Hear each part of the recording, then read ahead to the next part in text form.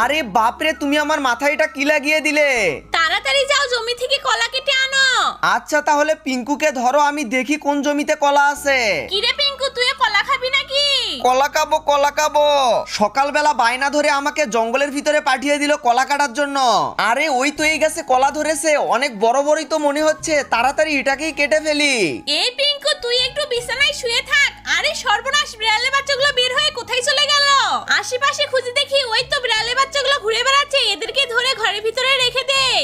এই কিরে, তোদের কি আবার ক্ষুধা লেগেছে নাকি? আচ্ছা দাঁড়া, এক্ষুনি খাবার দিয়ে দিচ্ছি।